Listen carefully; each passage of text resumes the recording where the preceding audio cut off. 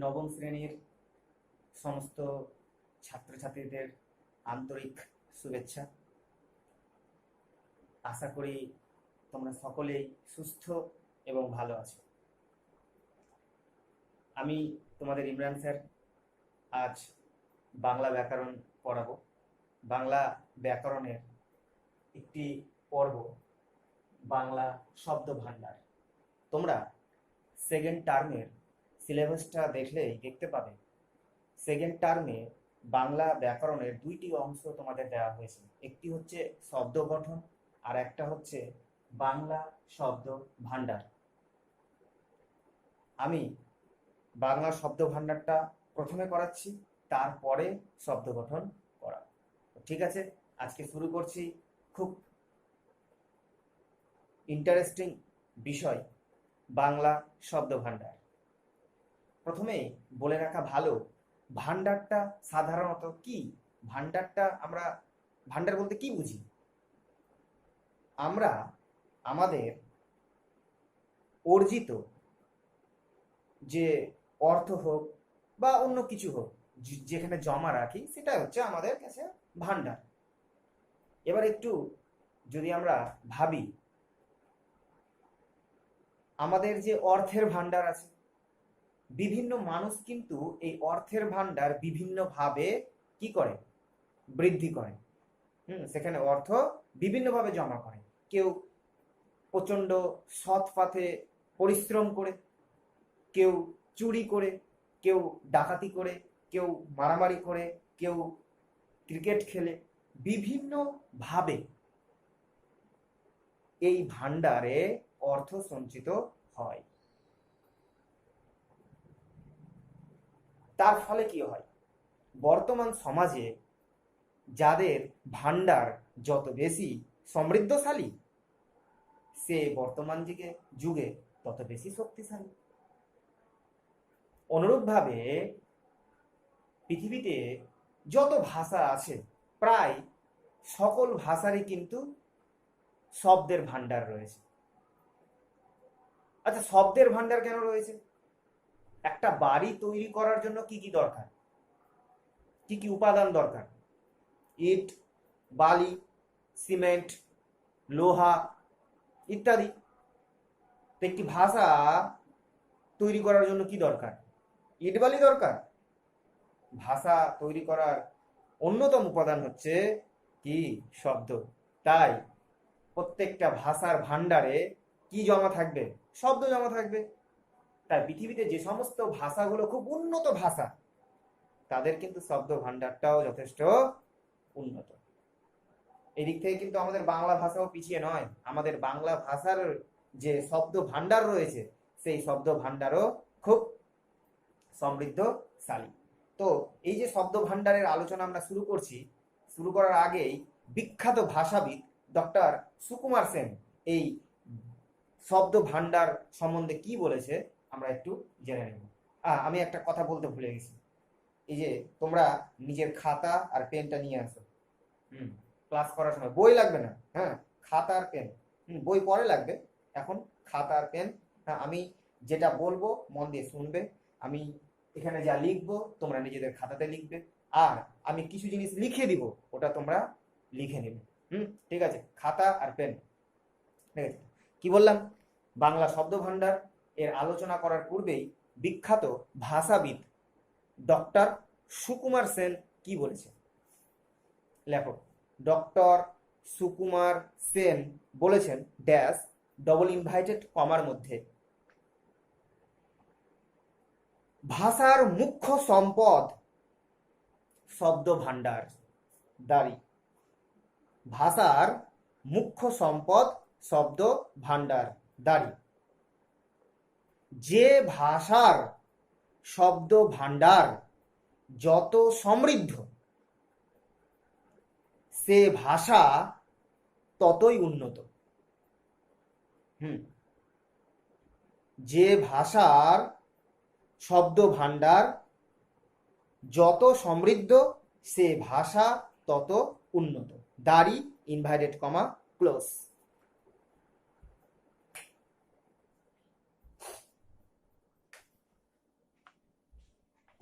তবে মনে রাখতে হবে, একটু আগে যেটা বললাম কি আমাদের ভান্ডারগুলি আমরা বিভিন্নভাবে সমৃদ্ধ করে থাকি। অনুরূপভাবে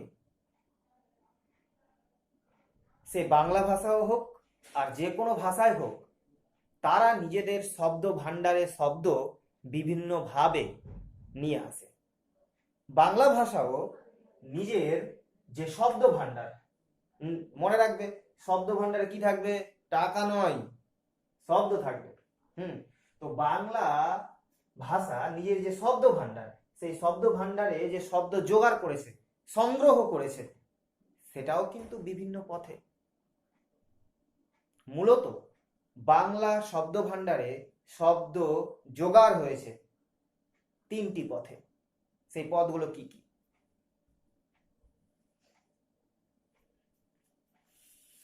বাংলা শব্দ ভান্ডারের যে শব্দ, এই শব্দগুলি 3টি পথে বাংলা শব্দ ভান্ডারে এসেছে। 1 নম্বর পথ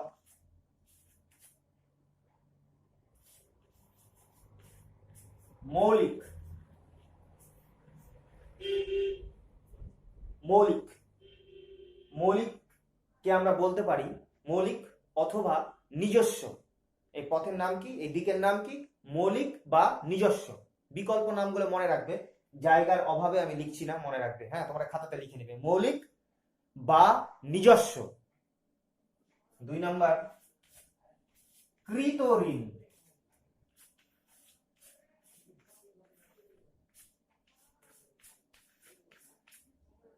কৃত ঋণ, কৃত ঋণ। এই কৃত ঋণেরও আবার বিকল্প নাম রয়েছে, লিখে নেবে কৃত ঋণ বা আগন্তুক, বা কেউ কেউ বলে থাকে ধার করা। 3 নম্বর পথ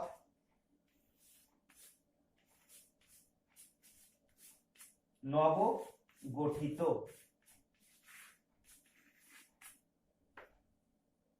তাহলে বাংলা শব্দ ভান্ডারের শব্দগুলি এই 3টি পথে, মৌলিক, 2 নম্বর কৃতঋণ, 3 নম্বর হচ্ছে নবগঠিত। এই 3টি পথে কি হয়েছে? এসেছে বাংলা শব্দ ভান্ডারে। আমরা প্রত্যেকটা পথ নিয়ে বিস্তারিত আলোচনা করব এবং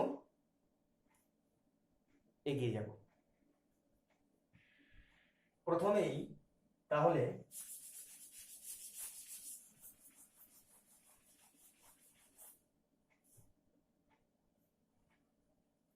মৌলিক।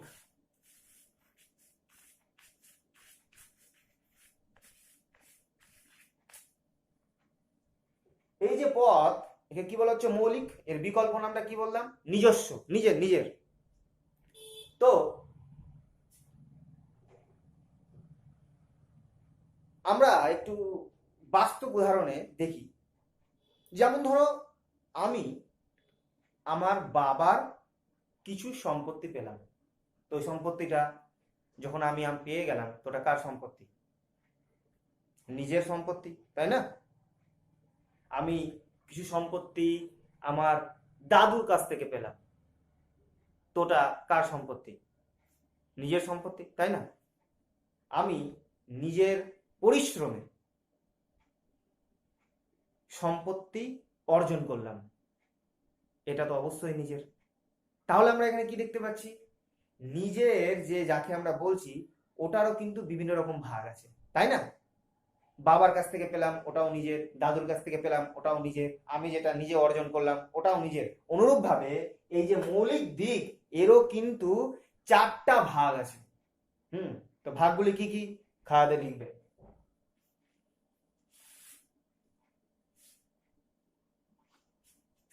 1 নম্বর তৎসম। 2 নম্বর অর্ধ তৎসম।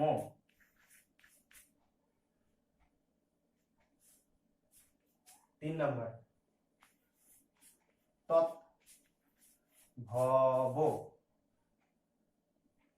4 নাম্বার দেশি। অর্থাৎ এই যে মৌলিক বা নিজস্ব, এটা কয় ভাগে ভাগ হলো? তৎসম, অর্ধ তৎসম, তৎভব, দেশি। তো কি হলো? তৎসম যে শব্দগুলো ওগুলো মৌলিক নিজের, অর্ধ তৎসম গুলো নিজের, তৎভব এটাও নিজের, আর দেশি এটাও নিজের। তো এরপরে আমরা কি করব? এক একটা ধরে ধরে আলোচনা করব। প্রথম আলোচনা করব তৎসম সম্বন্ধে। চলো যাক।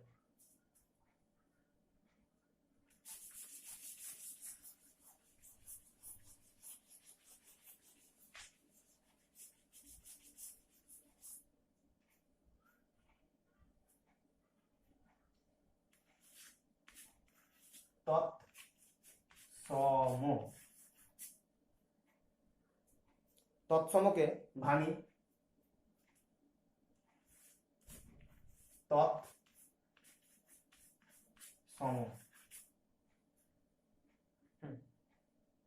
খাতাতে লিখে রাখবে। তৎ মানে কি? সেই, অথবা সংস্কৃত।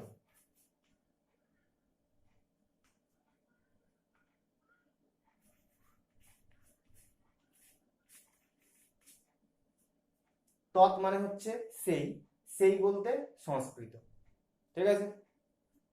আর সম মানে হচ্ছে সমান, সম মানে হচ্ছে সমান। তৎ মানে সেই অর্থাৎ সংস্কৃত, আর সম মানে হচ্ছে সমান।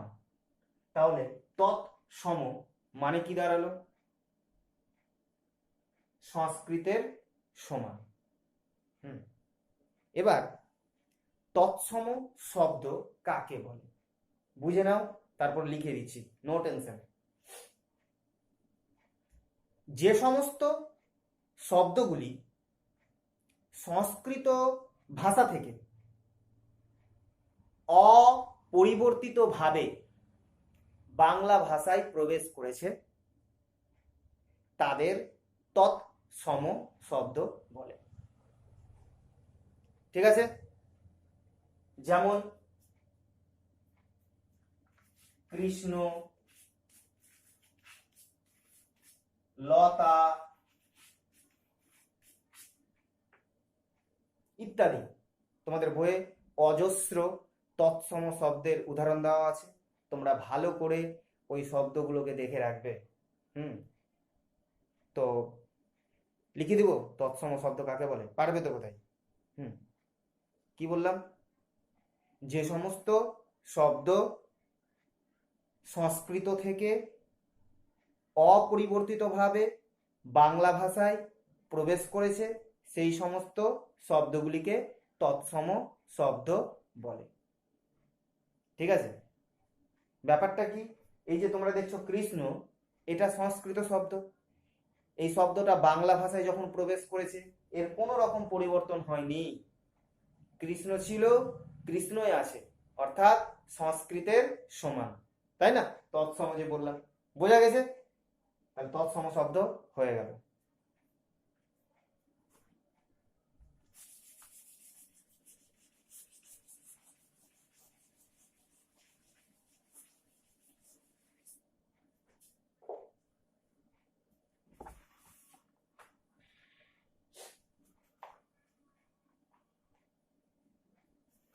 এবার হচ্ছে অর্ধ তৎসম।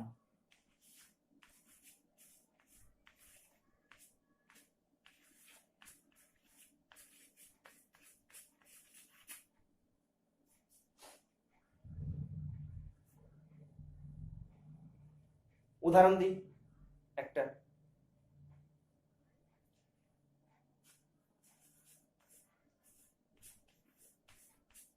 ঘৃণা, সংস্কৃত শব্দ কিন্তু এটা, ঘৃণা। ঘৃণাটা কি হয়ে গেল? ঘেন্না।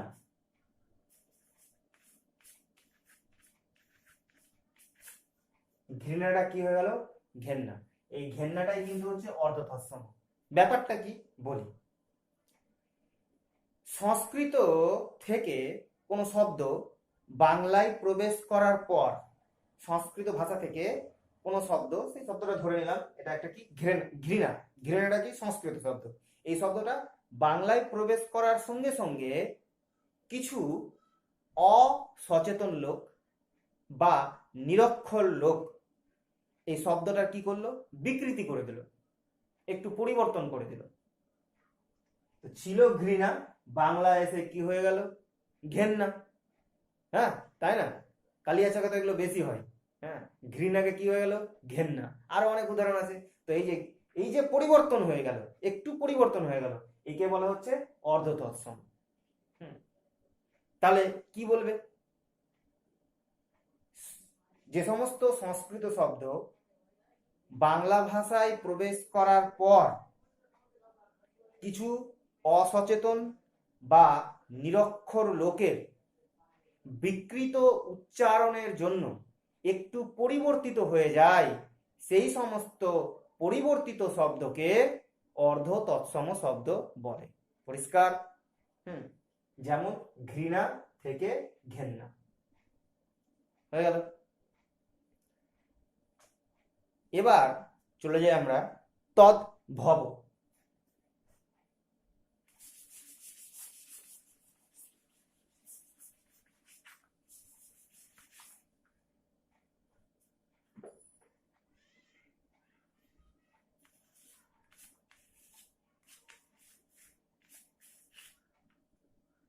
তৎ মানে আমরা জেনেই গেছি সেই, অর্থাৎ সংস্কৃত। ভব, ভব শব্দের অর্থ হচ্ছে জাত বা উৎপন্ন।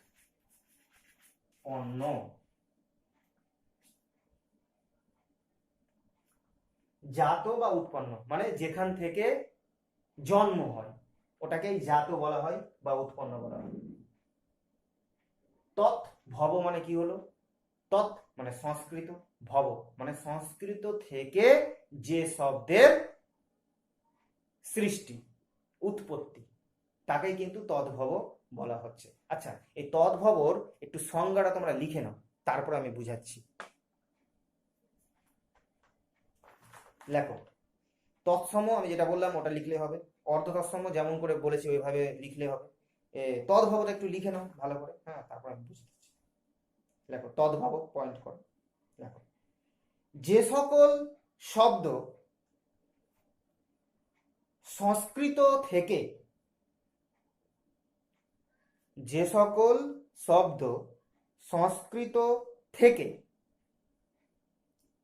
প্রাকৃতের মাধ্যমে, প্রাকৃতের পয়রফলা আকার, কয়ে রি, তয়ে একার, র, প্রাকৃতের মাধ্যমে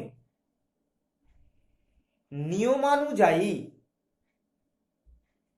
প্রাকৃতের মাধ্যমে নিয়মানুযায়ী পরিবর্তিত হয়ে বাংলায় এসেছে, কমা, তাদের তদ্ভব শব্দ বলে।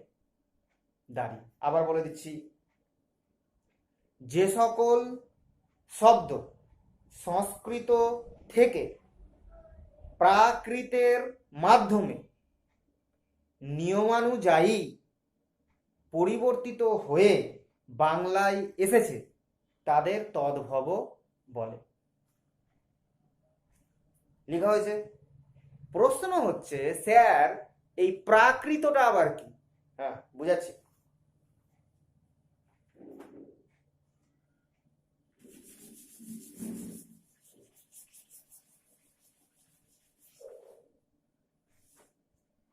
প্রাকৃত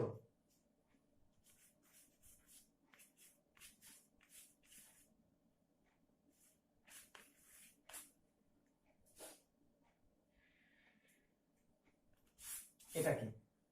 প্রাকৃত শব্দটি বোঝার জন্য ভাষার ইতিহাস সম্বন্ধে একটু বুঝতে হবে। এটা উচ্চ স্তরের পড়ালেখা, তোমাদের একটু বোঝানোর চেষ্টা করছি, একটু জটিল জিনিস, আশা করি বুঝতে পারবেন।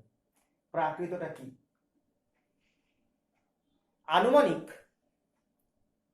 1500 খ্রিস্টপূর্বাব্দে, মানে যিশু খ্রিস্টের জন্মের 1500 বছর আগে আর্যরা আমাদের ভারতবর্ষে প্রবেশ করে।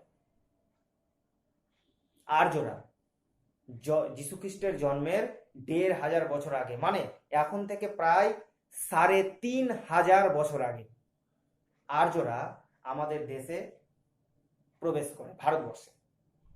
সেই যে আর্য ভাষা থেকে আজ যে বর্তমান বাংলা ভাষা, এই যে 3500 বছরের ইতিহাস, এই বিশাল ইতিহাসকে আমরা 3টি যুগে ভাগ করে থাকি। আর্যরা যবে থেকে ভারতে প্রবেশ করেছিল আর এখন অবধি এই বিশাল 3500 সময়কালকে 3টা যুগে ভাগ করা হয়। একটু মন দিয়ে শোনো। প্রথম যুগটার নাম হচ্ছে প্রাচীন ভারতীয় আর্য ভাষার যুগ। প্রাচীন ভারতীয় আর্য ভাষার যুগ। 2 নম্বর মধ্য ভারতীয় আর্য ভাষার যুগ। 3 নম্বর নব্য ভারতীয় আর্য ভাষার যুগ। কি বললাম? প্রাচীন ভারতীয় আর্য ভাষার যুগ, মধ্য ভারতীয় আর্য ভাষার যুগ, নব্য বয়জফলা নব্য ভারতীয় আর্য ভাষার যুগ। তো এই যে প্রত্যেকটা যুগ, এই প্রত্যেকটা যুগের ভাষার আবার নাম আছে আলাদা আলাদা। তো প্রাচীন ভারতীয় আর্য ভাষার যুগের ভাষা কি ছিল? বৈদিক বা সংস্কৃত ভাষা। প্রাচীন ভারতীয় আর্য ভাষার যুগের ভাষা কি ছিল? বৈদিক বা সংস্কৃত ভাষা। এবার মধ্য ভারতীয় আর্য ভাষা যুগের ভাষা কি ছিল? প্রাকৃত ও পালি ভাষা। এই যে প্রাকৃত, মানে এই প্রাকৃতটা হচ্ছে একটা ভাষা। কোন যুগের ভাষা? মধ্য ভারতীয় আর্য ভাষার যুগের ভাষা। তারপরে কি চলে আসলো? নব্য ভারতীয় আর্য ভাষার যুগ, যেই যুগে কিন্তু বাংলা ভাষার উৎপত্তি হয়েছে। এবার তোমরা বুঝতে পারবে, উদাহরণ দিচ্ছি।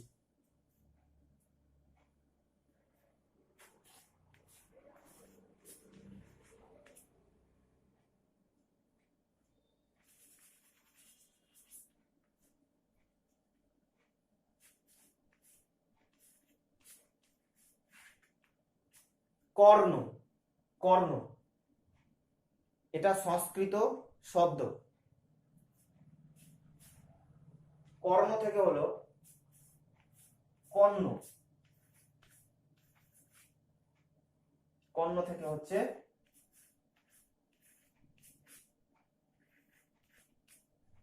কান। এবার বুঝাচ্ছি। এটা হচ্ছে সংস্কৃত শব্দ কর্ণ। কোন যুগে? প্রাচীন ভারতীয় আর্য ভাষার যুগে সংস্কৃত ভাষা। ওখান থেকে কি আসলো? কি হয়ে গেল? কর্ণ। কর্ণটা কি? প্রাকৃত ভাষা, মধ্য ভারতীয় আর্য ভাষার যুগের। আর তার ফলে আমাদের বাংলায় কি আসলো? কান। এই কানটা হচ্ছে কি? তদ্ভব। কারণ এই কানটার সৃষ্টি কোথা থেকে হয়েছে? কর্ণ থেকে। কর্ণ হচ্ছে সংস্কৃত থেকে। সংস্কৃত থেকে কানের উৎপত্তি, জন্ম। তাই এই কানটা হচ্ছে তদ্ভব। সংস্কৃত থেকে এই যে মাঝে আমরা দেখছি অন্য, এটা হচ্ছে প্রাকৃত। সংস্কৃত থেকে প্রাকৃতের মাধ্যমে যে শব্দ সৃষ্টি হয়েছে অর্থাৎ কান, সেটা হচ্ছে তদ্ভব। ঠিক আছে? তাহলে যেটা বললাম, সংস্কৃতের যে সমস্ত শব্দ প্রাকৃতের মাধ্যমে নিয়ম অনুযায়ী পরিবর্তিত হয়ে বাংলা ভাষায় এসেছে, সেই সমস্ত শব্দকে তদ্ভব শব্দ বলে। তৎ মানে সংস্কৃত, ভব মানে জন্ম, অর্থাৎ কানের জন্ম কর্ণ থেকে। কার মাধ্যমে? প্রাকৃতের মাধ্যমে। পরিষ্কার? তাহলে তদ্ভব হয়ে গেল। প্রাকৃত আশা করি বুঝা গেছে। বইয়ে কিন্তু এগুলো অনেক উদাহরণ আছে, ভালো করে উদাহরণগুলো মনে রাখতে হবে, এমসিকিউ আসবে। কোনটা তৎসম, কোনটা অর্ধ তৎসম, কোনটা তদ্ভব। ঠিক আছে? এবার চলে যাই আমরা দেশি।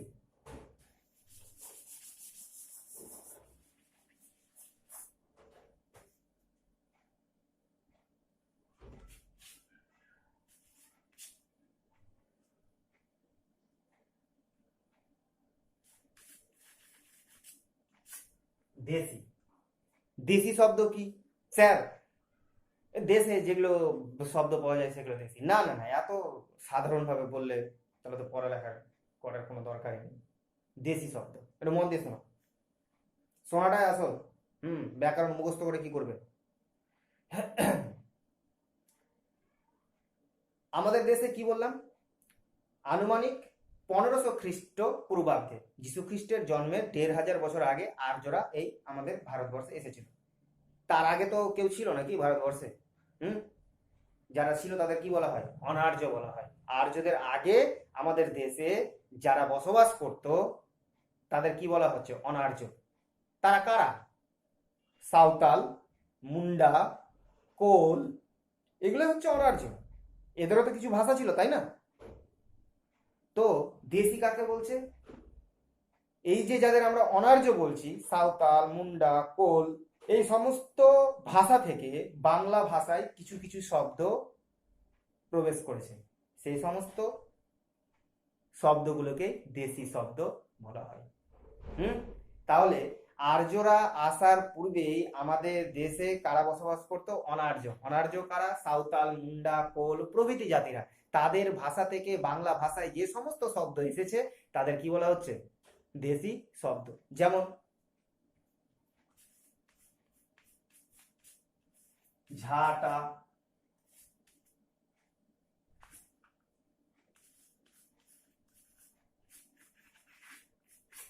কুলা, আরো অনেক বইয়ে পেয়ে যাবা, বিস্তারিত আর বলছি না। তো এই সমস্ত শব্দকে কি বলা হচ্ছে? দেশি শব্দ। তো আজকে আমরা কি কি পড়লাম আবার আমি প্রথম থেকে আলোচনা করছি, একটু মন দিয়ে শুনবেন। বাংলা শব্দ ভাণ্ডারের যে শব্দ এসেছে, তিনটি পথে এসেছে। একটা হচ্ছে কি মৌলিক বা নিজস্ব পথ, 2 নাম্বার হচ্ছে কৃতঋণ বা আগন্তুক, 3 নাম্বার হচ্ছে নবগঠিত। এবার আমরা প্রথমে কি বললাম? মৌলিক। নিজস্ব, নিজস্ব সম্পত্তি তো অনেক ভাবে আসে, তাই না? তো মৌলিককে কয় ভাগে ভাগ করা হয়েছিল? 4 ভাগে। তৎ সম, 2 নাম্বার কি অর্ধ তৎ সম, 3 নাম্বার কি তৎ ভব, 4 নাম্বার কি দেশি। তো আজকে এতটুকুই থাক। এর পরের দিন আমি এর পরের পর্বে কৃতঋণ অর্থাৎ আগন্তুক এবং নবগঠিত শব্দ নিয়ে আলোচনা করব এবং এই শব্দের ভাণ্ডার, বাংলা শব্দের ভাণ্ডার যে অধ্যায়, এটা শেষ করব। তো আজকে এতটুকুই। আশা করি তোমরা বুঝতে পারলে। কোনো সমস্যা থাকলে আমাকে ফোন করবে বা হোয়াটসঅ্যাপে জানাবে। তো ভালো থাকবে, সুস্থ থাকবে, বাড়িতে থাকবে। ধন্যবাদ।